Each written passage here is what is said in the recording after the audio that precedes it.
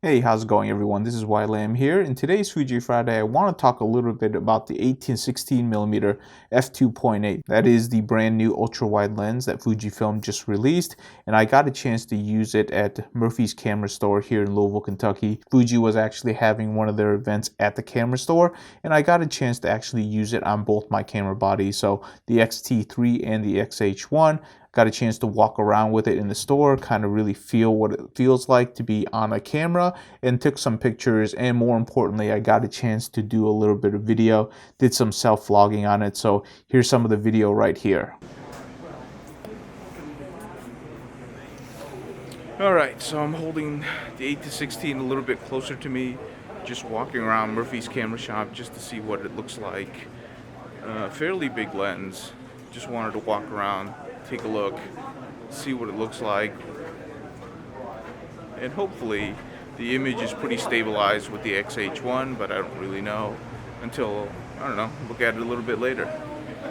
It actually has some cool vintage cameras in here. Wow, yeah, a lot of vintage cameras in here. Figured I'd walk around and take a look. Alright, trying the video features on the X-T3, walking around with the 8-16. This camera lens is a little bit heavy, so definitely have to hold it a little bit closer to my face just to see how it works. And yeah, we'll see how the image looks, but judging from the XH1, it looks really good, and so far so good. I really actually like it, so trying it out and seeing what it looks like. So far, really do like this camera lens, but for $2,000, it's a lot of money.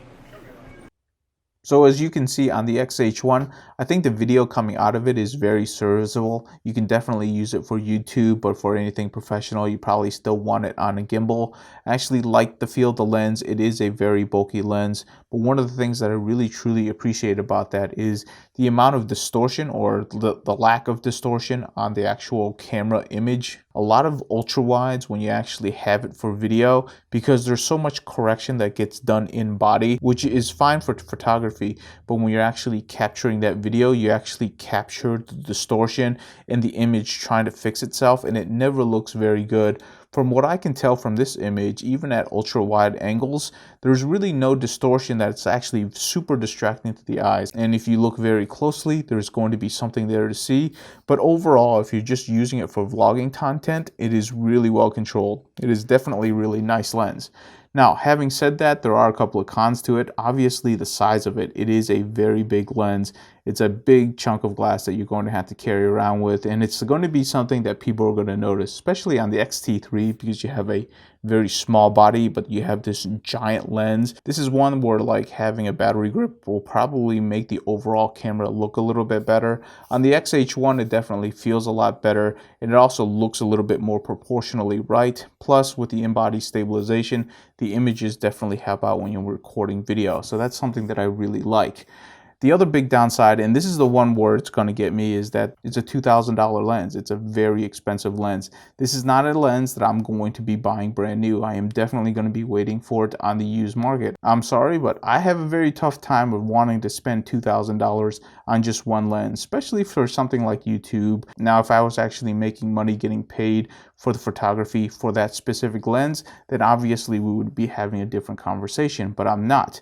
Considering that the computer right next to me that I just built, which I get infinitely more utility on, that is actually below $2,000. I just can't justify buying a $2,000 lens. So hopefully there will be a few of them springing up in the used market, and I might be able to grab one. But with the X-T3 coming out, I might not want to do that. I might be saving for X-T3 instead, but we will see what happens. It's definitely a worthwhile lens.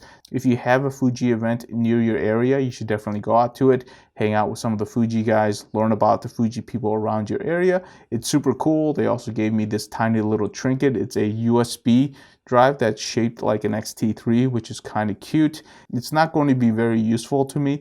It's still a very cool little trinket to have around the studio. I have it sitting on top of my computer right now. It's probably going to be there for a while, it's actually very detailed. So I really like that thing. But anyhow, I'm definitely going to be renting the 8 to 16 millimeter f2.8 so that I can actually use it for a longer session, you know, something for the weekend. Like I said, I am interested in it, but the price tag is going to hold me back for a while. That's all I have for this week. Let me know what you think about the lens, whether it's for video or pictures.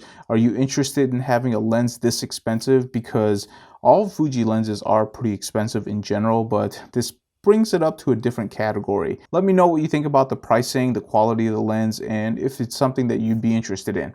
That's all I have, and I will see you in the next video.